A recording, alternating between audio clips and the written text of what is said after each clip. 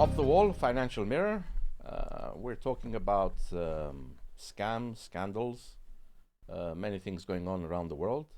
With us is Andreas Cosma, investigative journalist, and his teamwork, because it has to be teamwork, appearing on some of the leading, shall I say, revealing sites such as OCCRP, which is a non-profit, but its mission is to reveal and to give information, and the Cyprus non-profit, again, CIReN. Andrea, before we go into the latest issue, which has to do with telesales and scams and forex and misleading information, why did you get into investigative journalism? First of all, thank you for having me. I got into investigative journalism. It's kind of following on from my previous work in corporate consulting in the field of business investigations. A part of me was always fascinated by investigative journalism in particular, and the ability of the press to speak truth to power and expose things that those in economic and political power don't wish to get out there. And I had the opportunity a couple of years ago to become involved with OCCRP, which is an organization that I'm a big admirer of. I was. And since then, we've had the opportunity to launch CIReN here and develop that platform and that bicommunal initiative as well. So it's been a very positive transition for me into this field. Well, again, before we're going into the details, in order to do investigative journalism, you must have also the right tools, or you must also have access to information. I must say up front that I disagree with everybody who says that, especially on social media, that the journalists don't do their job properly. I think some journalists do excellent work. Sometimes it's a matter of finding the right tools, finding access to information, other people giving you access to information, and of course, people in politics, in power, or in government realizing that they have an obligation to give you access to that information. Now, Cyprus also has quite, shall we say, open press laws. So is it difficult to investigate anything in Cyprus? I'm not just talking about scandals or anything, but is it easy or difficult to investigate? I would say it really depends on the issue that you're talking about. Generally, there are obviously some transparency laws and some freedom of the press laws that apply in Cyprus, particularly since membership in the EU. They've been developing more in that area. But there are still certain challenges in terms of access to information that are definitely faced by investigative journalists in particular, where a lot of times you're asking for something from a government body or from the police, and you face delays in receiving that information, or sometimes they just don't have a clue. I mean, they can't even give you the information because they don't have a clue. The information is there, but not everybody has access to that. That's true, and definitely for myself, being a part of an international network where I see a lot of the times the access to information that other journalists have within their own countries, and the transparency that government bodies in particular give to them, it's definitely an area we could improve on as a country. Yes. Well, when we're talking about democratic reforms, this is freedom of information and the right to express yourself, which should also be balanced, is vital. Okay, so let's move on to the latest revelation. Well, Cyprus has been in the spotlight from the days of Al Jazeera, Panama Papers, Cyprus Papers, all sorts of papers. thanks to the hard work of a network of investigators such as yourself, under the umbrella of, say, OCCRP, where it's teamwork, and that is where we see good results. So the latest that you have published has been about Scam Empire. Now, from what I understand, Scam Empire is about data center, telesales, pushing forex and crypto sales to unknowing consumers, acting on behalf of supposedly legitimate forex traders, etc. Can you give us just a very brief introduction to what this was all about? Because then I have some more questions for you. So Scam Empire was a collaboration between a large group of media partners dealing with a massive data leak from two networks of investment scam centers. Basically, one centered in the country of Georgia. The other was kind of more disparate, based in Israel primarily, but also Ukraine, Bulgaria, Cyprus, with nodes in all of these places, targeting investors with the opportunity to invest in either crypto or forex, certain investments that for the largest degree turned out to be scams. These people had their money taken from them and were often targeted with more follow-up scams to the point where an initial investment of €250 could balloon into tens of thousands, in some cases hundreds of thousands lost, often with no possibility for those people to recover any of their funds. So how did you come across this information? I mean, these leaked documents. The files were leaked initially to SVT, the Swedish public broadcaster who had previously investigated similar scams, and they contacted OCCRP and some of the other media partners to coordinate the investigation. I've been lucky to be a part of a lot of such collaborations as part of the OCCRP network, and that's one of the areas it excels in, dealing with large amounts of data, because you're talking about, in this case, about two terabytes of computer files, over 20,000 hours of phone calls and video recordings of computer screens. It was an incredible level of access for journalists, because you rarely have such an opportunity to see into a criminal network as it is operating and see exactly what they're doing in real time. So are we lucky that they were recording everything? I mean, it's done in a sense of optimizing their scamming, because they oversee the calls and they instruct their callers on how best to extract money from people. So I would think it serves a dual purpose, both good for them and also bad for them, in that we had this level of access, and that gave us, in particular with the Georgian network, where most of the calls were from that network, the ability to identify the individual scammers, because they're also using pseudonyms, entirely false identities and documents, to bring people in, to identify them and to put out their personal details in a way that exposes their actual activities.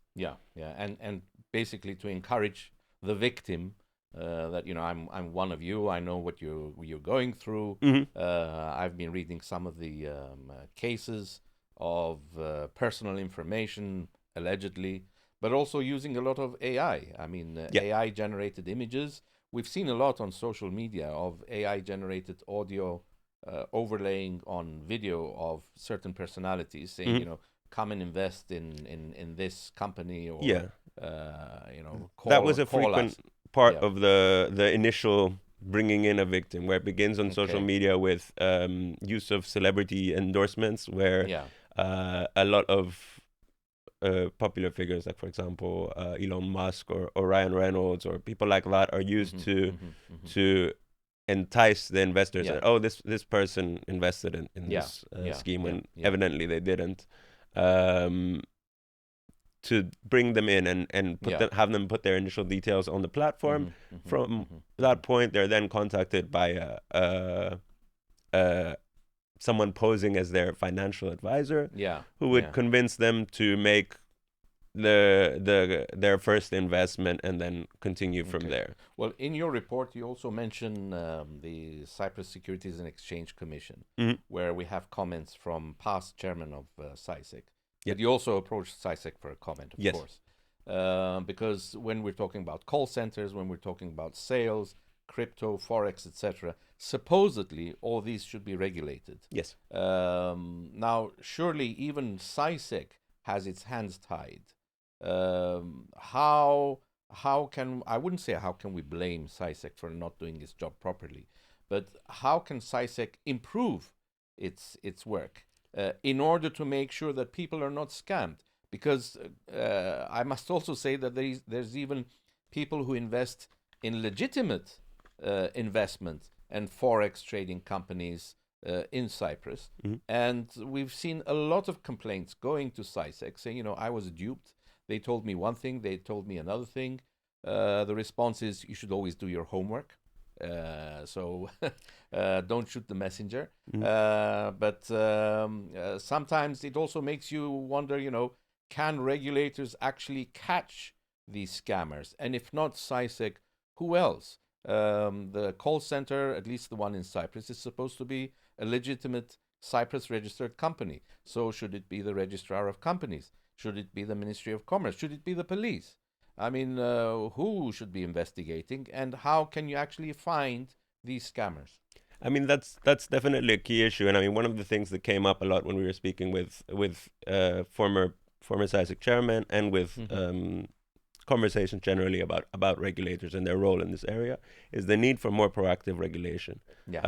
So in the case of the Israeli European network, of 79 scam platforms that we had identified them as using, 65 of those had been previously had at least one warning about them from a national regulator, and even more, and many of them had multiple warnings. But the thing is, if for a consumer, where you're seeing these kind of riskier financial products like forex, like contracts for differences, like options, things like that, being targeted at regular consumers who don't have the financial education to know what these products are and how the risks that come with them. A warning issued by a regulator on their website isn't necessarily enough.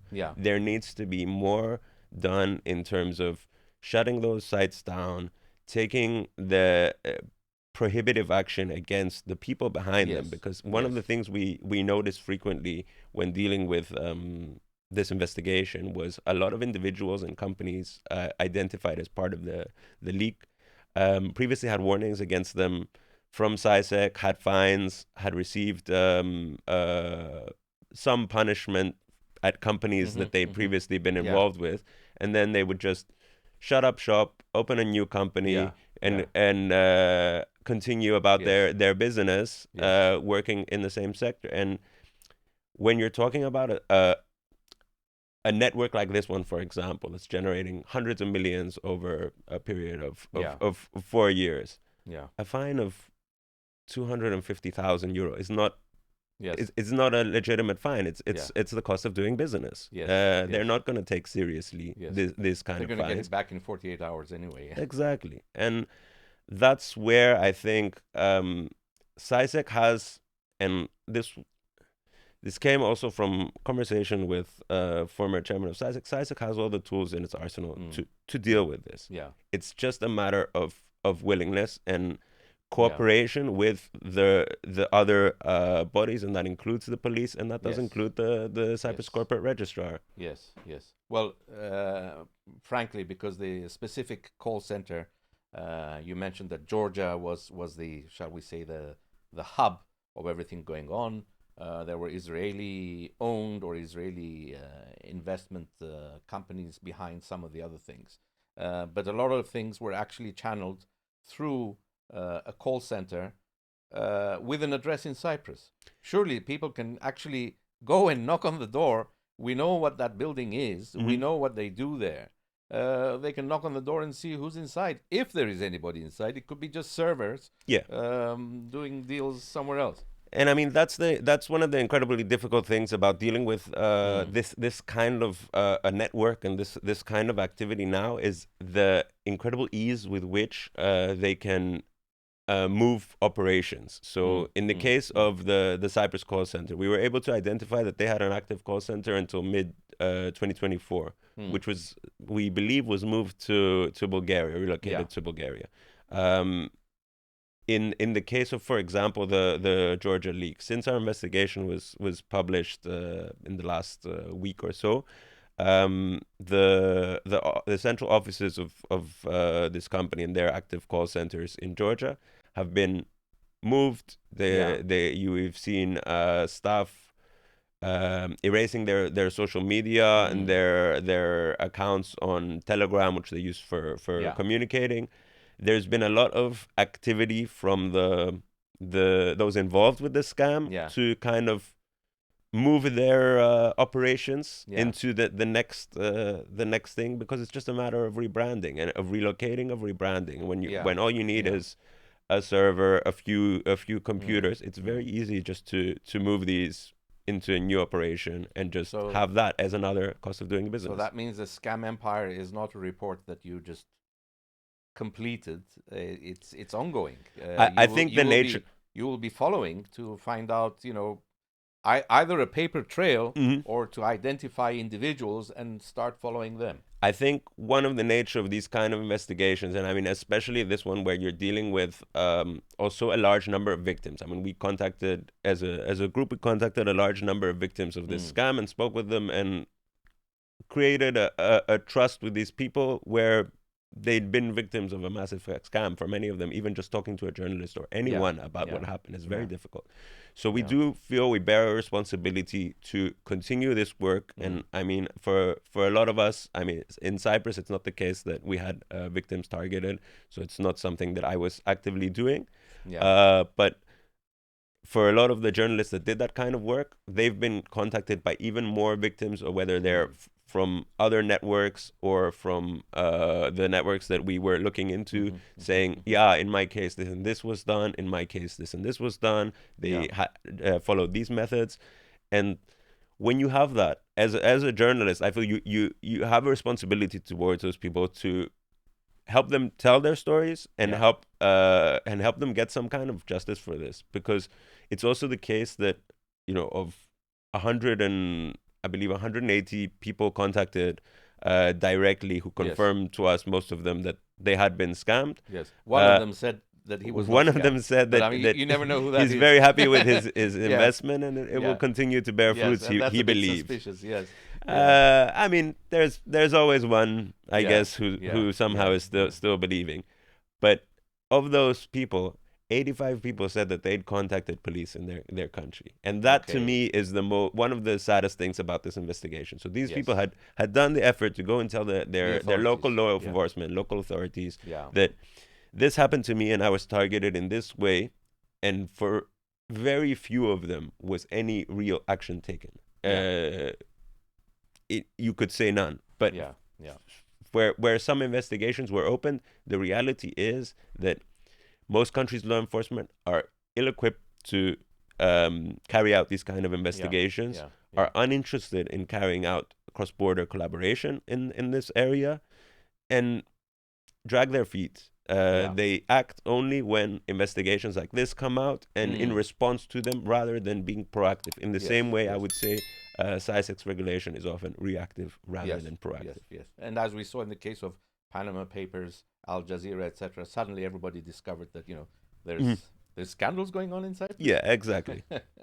Anyway, Andreas Cosma, thank you very much. Thank you. I think we need to follow up on that and try and find more trails and identify some of the people. If you can, we'd be delighted to hear from you. Of course, anytime. Okay. Thank you.